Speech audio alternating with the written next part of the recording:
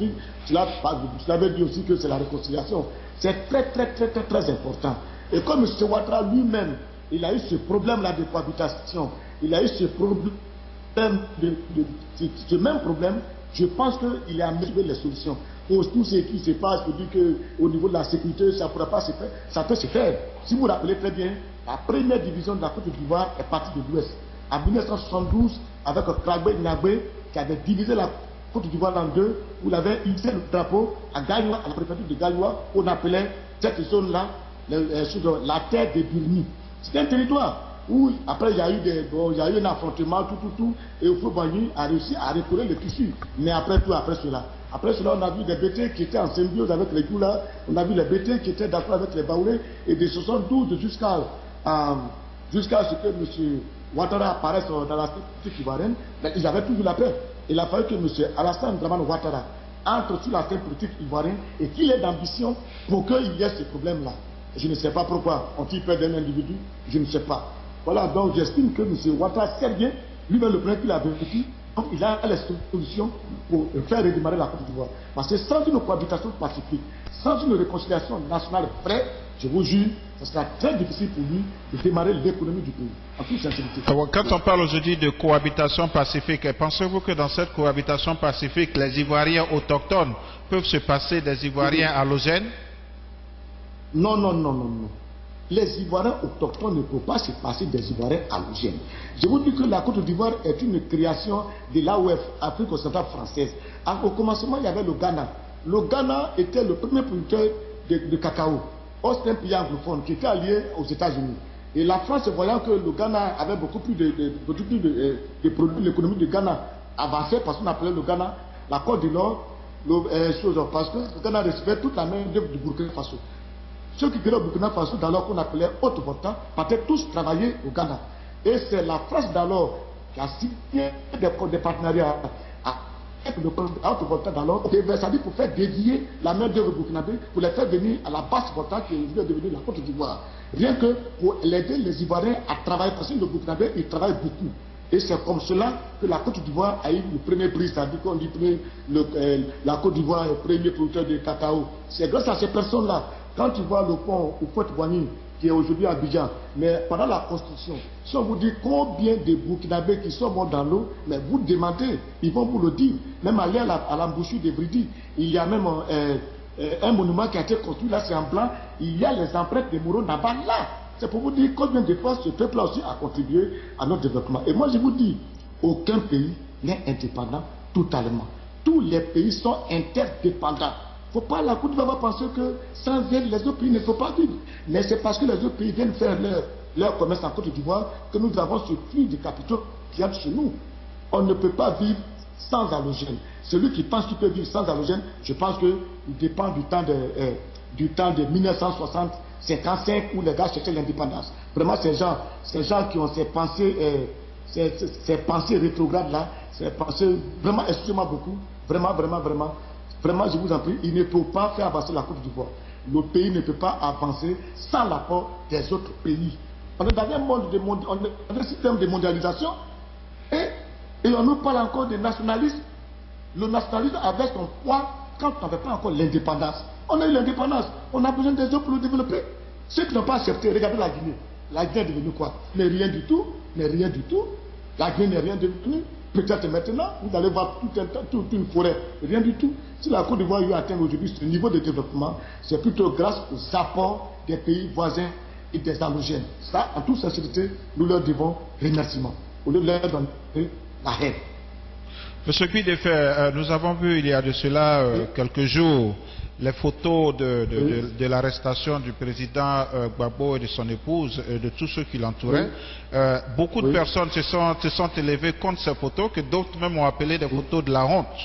Parce qu'on pensait que beaucoup de personnes ont dit que c'était vraiment pas nécessaire qu'on traite un ancien président de la sorte. Quelle interprétation faites-vous de ces photos qui circulent aujourd'hui dans tout le monde entier?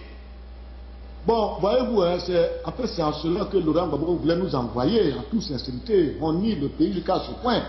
Quel conseil on n'a pas donné au président? Vous-même, vous le savez, pendant près de 2 mois, je l'ai supplié chaque semaine pour lui demander de partir. Je lui ai dit, mon président, tu ne peux pas diriger un pays, d'abord qui est divisé en deux, de trois. Tous les pays sont contre toi, même tes voisins sont contre toi, les pays occidentaux sont contre toi. Président, quand c'est comme ça, il faut quitter. Oh, on a tout le monde, il n'a pas compris. Aujourd'hui, ce qui est arrivé, je vous jure que ça m'a fait très mal. J'ai eu mal au cœur parce que je savais ce qui allait arriver. Et quand j'ai vu que c'est arrivé, puis je l'ai vu assis dans le fauteuil, en train de regarder le mur, j'avais pitié de lui. J'ai dit, mais ce monsieur, vraiment, il a été roulé par ses conseillers en fait. Il a été roulé par son entourage qui ont induit ce monsieur en erreur. C'est en fait, monsieur Gbideffer, c'est en fait la question, ça aurait été ma prochaine question. Est-ce que ce n'est pas l'entourage de monsieur Gbagbo qui l'a entraîné dans cette situation? Est-ce que ce ne sont pas ses conseillers qui lui ont menti pour que nous arrivions aujourd'hui à ce stade? Quelle interprétation faites-vous de ces propos? Monsieur Gbagbo a eu le malheur d'avoir des conseillers prédateurs en Côte d'Ivoire. La dernière fois, je lui ai dit, monsieur le président, toi seul, tu as 50 conseillers. 50 conseillers pour 2 oreilles. Tu vas attendre qui? Et tous les conseillers du président Gbagbo qui sont de l'Ouest, je vous dis, ils ne disent pas la vérité. Je les appelle des conseillers prédateurs. C'est-à-dire qu'ils ne donnent pas de bons conseils au monsieur. Ils ne sont là justement pour faire plaisir au monsieur. Il ne peut pas lui dire exactement qu'est-ce qui se passe. Moi, je ne sais pas. Moi, j'ai été au ministère de l'Intérieur. J'étais parti voir le ministre d'État Gros. Paix à son âme, parce que j'ai appris qu'il est décédé. C'était un monsieur que j'admire beaucoup, que j'aime bien. Et je disais comme ça à son cabinet, j'ai dit, mais si on fait les élections, que le PDCI et le RDS se mettent ensemble, ça sera difficile pour vous de les battre. Il y a un directeur de cabinet qui m'a dit, toi tu es trop pessimiste, tu dis des conneries. Je lui ai dit, tu vois, vous n'aimez pas comme vous dites la vérité. Dites à Gbagbo que voilà les problèmes qui vont se passer, poser à lui, s'il ne fait pas attention, il ne peut pas te traiter. Et je vous dis, il y a eu des très mauvais conseillers. Je suis à Abidjan, je les vois, ils sont gonflés, ils sont imbus de leur personne. Ça fait que depuis un moment, j'ai risqué de ne plus jamais les côtoyer. Il y a des ministres en Côte d'Ivoire que je ne salue jamais. Quand je les vois, je les dépasse pour ne pas que je sois comptable de ce qui va leur arriver. C'est l'entourage de monsieur le président qui l'a induit en erreur. Il venait de sortir de l'opposition. Il vient d'être président. Donc l'euphorie de la joie, l'euphorie de la joie a fait qu'il était obligé de collaborer avec tout ce monde-là, en fait, qui ne lui apportait rien, mais qui ne faisait que parler pour protéger leur petit budget qu'on leur donnait à raison de 2 millions de francs de salaire par mois. C'est tout. Il ne lui apportait rien du tout, surtout les conseillers guérés, pétés, Dida. Ce n'est pas des gens, vraiment, ils n'ont pas aidé vraiment le monsieur là. En fin de compte, quand on a fait la campagne, mais le président Gbagbo, au deuxième tour, il a perdu à l'ouest, il a perdu dans la région à Gagnoua, il a perdu à Dekwe, il a fallu que ce soit au sud ici, vers Abidjan, à Boisseau, à Nagari, Bilekourou, tout cela. C'est là qu'il a gagné. Ça veut dire même les gens qui sont ses propres conseillers, à qui il fait confiance, à qui il remet des moyens pour aller faire sa campagne, ils ne font rien, ils prennent leur temps à se mettre dans des stations, dans des grosses voitures, mettre des petites filles là, prennent les pauvres petits militaires, 2 militaires par conseiller. Imaginez-vous, ils ont vidé toute notre armée à cause d'avoir des conseillers pour qu'on les regarde en ville. Je suis un conseiller, j'ai des militaires autour de moi. Tout cela, c'est de la fanfaronnade, et c'est vrai que couler le monsieur là aujourd'hui, mais ils le paieront. Aujourd'hui, il est assis dans un coin, il est seul, lui et son épouse, et ils sont pas en train de se faire de n'importe quoi, mais ils vont le payer, je crois. C'est pour ça que je demande qu'il y ait même une enquête pour que cela aussi se répondent de leur acte. Mais cela confirme un peu, je crois, dans le mois de janvier, au cours d'un concert au Sénégal, cela confirme un peu le propos d'Alpha Blondy quand il a lancé un appel à Nadi Bamba, la seconde épouse du président Gbagbo, en lui disant, mais écoute, ce sont ceux qui sont autour de ton mari qui lui mentent. Je crois qu'en son temps, beaucoup s'étaient levés, déverser leur courroux sur Alpha Blondy, mais aujourd'hui, la vérité est là, toute seule, toute blanche. Voilà. Et puis vous-même à son temps aussi, vous l'aviez dit, ce qui, comme je le disais tout à l'heure, a failli vous coûter la vie. Ils n'ont plus jamais voulu m'inviter à une cérémonie de manifestation, mais je m'en fous. Si c'est pour leur dire la vérité, qu'ils ne veulent plus me payer, ça c'est leur problème. Mais pensez-vous qu'aujourd'hui, ce qui est arrivé dernièrement en Côte d'Ivoire, je voudrais dire l'arrestation du président Gbagbo, pourrait mettre fin aux hostilités? Et comment certainement remédier à cette déchirure ethnique, communautaire, régionale aujourd'hui? Ça veut dire que quels sont en fait les chantiers, les grands chantiers du président Alassane Dramane Ouattara pour amener la Côte d'Ivoire à un pays un et indivisible?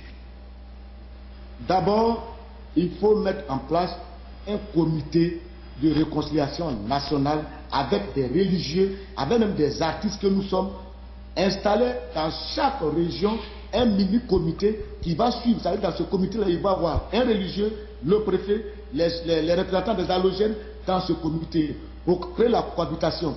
Créer une journée nationale de cohabitation pacifique. Et ce jour-là doit être un jour férié, chômé, payé. C'est de 2. De 3, demander pardon à tous les pays voisins. La Côte d'Ivoire, pendant ces 10 ans, a eu à insulter tous les présidents de l'Afrique et du monde entier. On a insulté Blaise Compaoré, on a insulté même Ouad, on a insulté même Assotam, on a insulté même le vieux Yadema, on a insulté même qui Bongo. C'est-à-dire, voilà un pays qui fait parler à tout le monde. Même le président du Mali, on l'a insulté. Mais il faut qu'on aller au Nigeria, aller en France, aller aux États-Unis, aller au Togo, aller au Bénin, aller au Cameroun, aller au Gabon, aller au Mali, aller au Burkina, aller au Sénégal, demander pardon à tous ces peuples-là pour le tort qu'on leur a causé durant tous ces 10 ans par la faute des entourages du président Gbagbo. Il faut qu'on leur demande pardon. Monsieur Bidefer, vous disiez tout à l'heure que vous avez déposé vos bagages au Togo, donc ça veut dire que je converse avec vous depuis le Togo.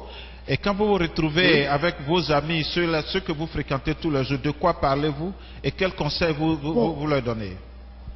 Je ne leur conseille pas. Comme ici, je suis dans un pays, je suis venu, j'ai fui la guerre chez moi, donc je suis presque considéré comme un déplacé de guerre, parce que réfugié c'est un peu trop dit, mais un déplacé de guerre. Je suis déplacé de la guerre, je suis ici, donc je ne peux pas tellement parler trop de la vie au Togo ici, mais vraiment ce que je leur dis, je dis, ne cherchez même pas à vivre ce que nous vivons. S'il y a un problème, vous devez le résoudre entre vous, et c'est très très très important. Et même Ivoiriens, les plus de 3000 Ivoiriens qui sont à la frontière de Ghana, au Togo ici plutôt, 3 Ivoiriens. Et certains Ivoiriens sont encadrés. Heureusement que je ne sais pas ce qui se passe. Quelqu'un m'aurait dit que c'est le président actuel de Lomé, du Togo, qui a donné des consignes pour que tout Ivoirien qui est sur le sol, ici au Togo, même s'il a sa voiture, qu'on ne lui demande pas de papier. Et s'il n'a pas de voiture, qu'on ne l'emmerde pas. Aucun Ivoirien ici n'est emmerdé. Là-dessus, je tiens beaucoup à remercier le jeune président Faure Gnassingbé. Vraiment, c'est un jeune, mais voilà l'esprit qu'il a eu. Voilà l'esprit qu'il a eu. D'autres pays auraient dit allez chez vous, allez chez vous. Il ne l'a pas fait. Et je tiens très très très sincèrement à le remercier pour l'entretien qu'il a eu à mettre en place au niveau des 3000 réfugiés qui vivent au Togo ici. Moi, dans mon cas, je suis par exemple, moi, je vis par exemple avec son jeune frère qui m'a bien reçu, avec certains artistes même, pour nous loger en attendant que les situations s'arrangent bien chez nous. Et donc, moi, je ne souhaite pas, je dis souvent aux Togolais, quand je sors, comme je n'ai pas de véhicule, je sors dans un taxi, je leur dis, je dis, ne vivez pas ce que nous avons vécu. Si des hommes se permettent de vous inoculer des propos radicaux, je vous en prie, méfiez-vous. Nous, on a suivi ces gens, on a suivi beaucoup d'hommes, aujourd'hui, nous sommes dans le chaos. Moi, je leur dis, je ne leur souhaite pas ce que nous vivons actuellement. Ouais. Je ne souhaite pas ça au peuple togolais, quoi. Voilà. Monsieur Bidefer, aux dernières informations, on nous aurait appris que M. Boum-Boabré, un des anciens ministres et un des proches du président Gbagbo, celui-là même qu'on a dit qu'il s'est enrichi illicitement sur les fonds de la Côte d'Ivoire, se trouve aujourd'hui au Togo. Est-ce que vous avez de ces nouvelles? Et je ne sais pas, si vous le rencontrez aujourd'hui, de quoi allez-vous parler? L'argentier de Côte d'Ivoire, l'un des milliardaires de Côte d'Ivoire.